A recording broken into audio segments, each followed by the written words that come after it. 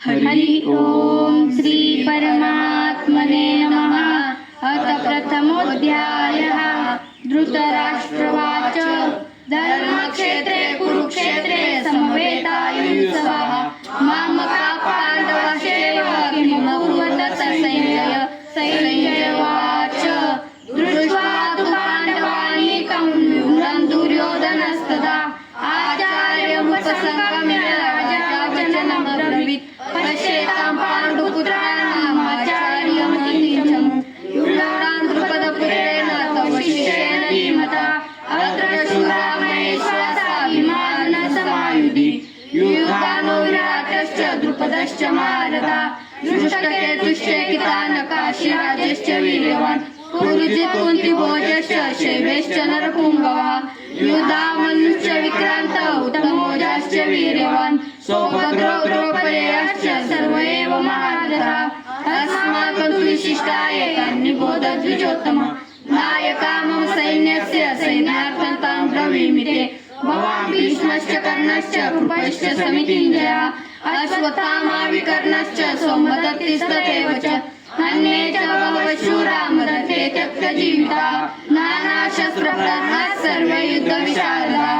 अपर्याप्तं तदस्माकं बलं भीष्माभिरक्षितं पर्याप्तं तु मे तेषां बलं भीमाभिरक्षितम् अयनेषु च सर्वेषु यथा भागमवस्थिताः भीष्ममेवाभिरक्षन्तु भवन्तः सर्व एव हि तस्य संयोजनयनार्थं कुरुत पितामहः सिंहनादेन शङ्कादमो प्रतापवान् ततः शङ्काश्च वीर्यश्च बलवान् खगोमुखाः सहसैवाभ्यन्यन्तः सशब्दस्तु मूलोऽभवत् ततः श्वेते हयर्युक्ते मर्त्यसदने स्थितो माधव पाण्डवश्चैव न्यूनशोको प्रदद्मतु पञ्चजनं ऋषिकेशो देवदत्तधनञ्जयः पौरन्तद्वो महाशङ्खं भीमकर्मावृकोदरः अनन्तविजयं राजा कुन्तिपुत्रो युधिष्ठिरः नकुलः सहदेवश्च सुघोषमणिपुष्पको काशीश्च परमेश्वासः शिखण्डी च भारतः दुष्टद्युम्नो राक्षसश्च सात्विकीश्च पराजितः द्रौपदो द्रौपदेयाश्च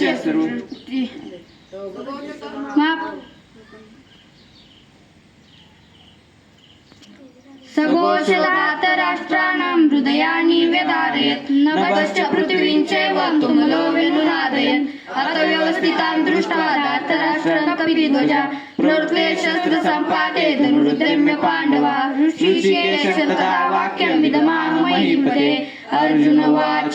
सेनयोरुभयोर्मध्ये रथं स्थापयाम्यच्युत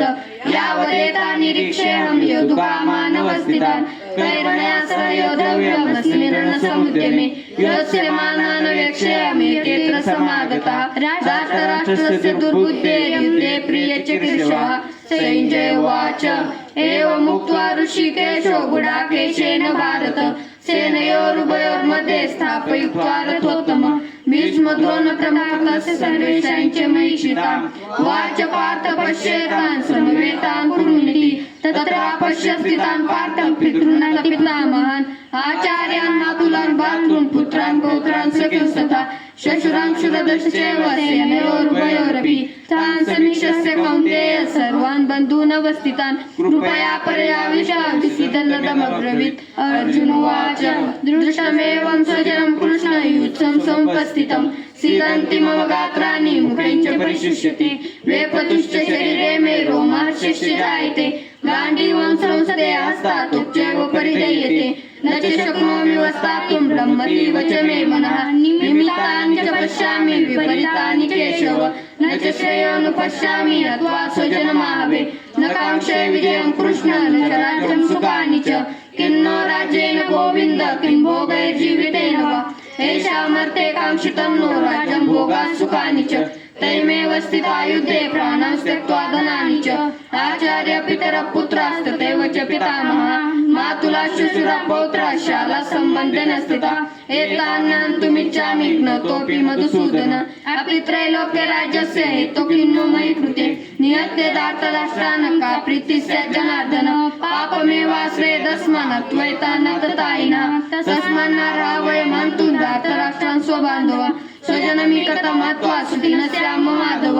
यद्यपेतेन पश्यन्ति लोभोपहत चेतसा कुलक्षय कृतं दोषं मित्रद्रोहे च पातकं कथं न ज्ञेयमस्माभिः पापादस्मा निवर्तितुं कुलक्षय कृतं दोषं प्रपश्यद्भिर्जनार्दन कुलक्षय प्रणश्यन्ति कुलधर्मा सनातनः धर्मेण नष्टे कुलं कृष्ण धर्मो विभवात्युत अधर्माभिभवात् कृष्ण प्रदुषन्ति कुलस्त्रियः स्त्रीषु दृष्ट्वा सुवार्चिने जायते वर्णशङ्करः शङ्करो नरकायेव कुलज्ञाना कुलस्य च पतन्ति पितरो येषा लुप्तपिण्डोदकक्रिया दोषैरेते कुलज्ञानौ वर्णसङ्करकारकैः